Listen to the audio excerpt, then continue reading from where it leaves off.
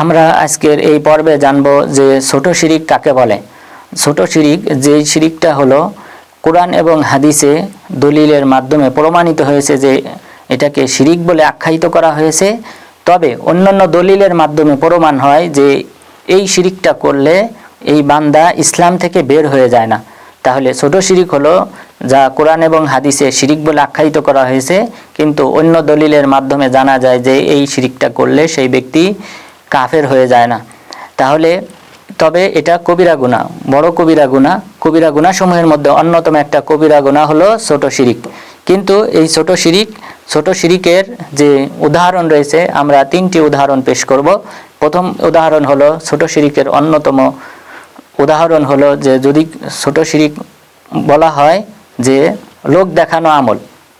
অনেকেই আছে আল্লাহ তাআলার সন্তুষ্টি বাদ দিয়ে লোক দেখানো আমল করে, অর্থাৎ বাড়িতে কোনো মেহমান এসেছে, এই মেহমানের সম্মানার্থে মেহমান যদি জানে যে আমি সালাত আদায় করি না, তাহলে এটা তিরস্কার হিসেবে দেখা দিবে এবং চিরদিন সে আমাকে তিরস্কৃত করবে। এই ভয়ে মেহমানকে দেখানোর জন্য নামাজে যাওয়া।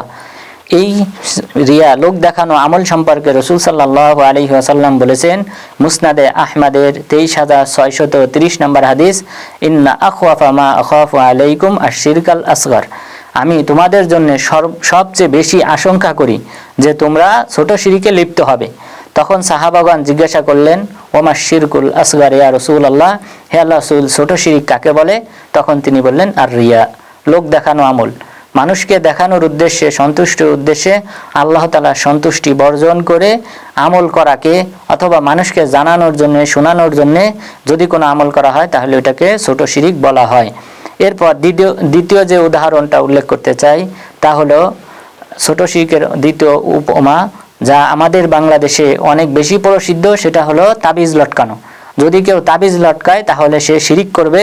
রাসূল সাল্লাল্লাহু আলাইহি ওয়াসাল্লাম বলেছেন, মুসনাদে আহমদের 17458 নম্বর হাদিস, মান আল্লাকা তামিমাতান ফাকাদ আশরাক। যে ব্যক্তি তাবিজ লটকালো সে আল্লাহ তাআলার সাথে শিরিক করলো। তাহলে তাবিজ লটকানো এটা একটা শিরিক। এরপর রাসূল সাল্লাল্লাহু আলাইহি ওয়াসাল্লাম আরো বলেন, মুসনাদে আহমদের 3883 নম্বর হাদিস, ইন্নার রুকা ওয়াত তামাইমা ওয়াত তাওয়াল্লাতা শিরক।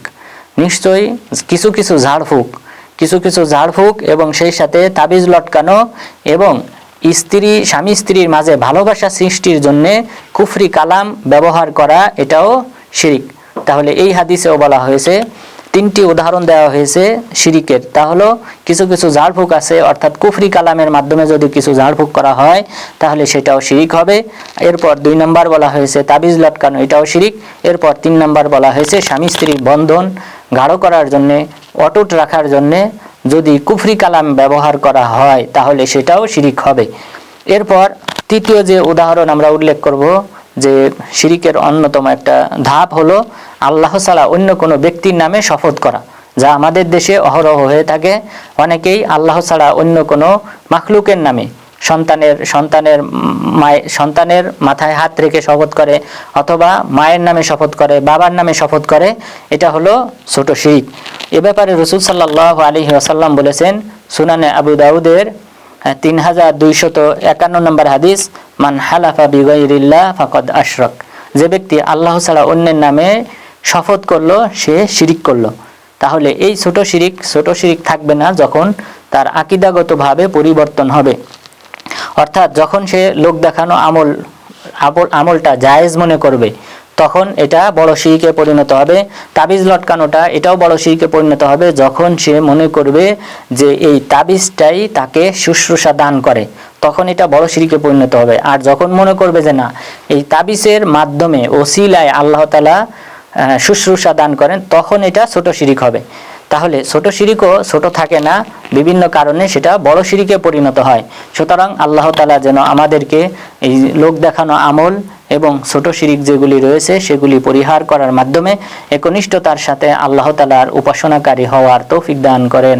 আমিন।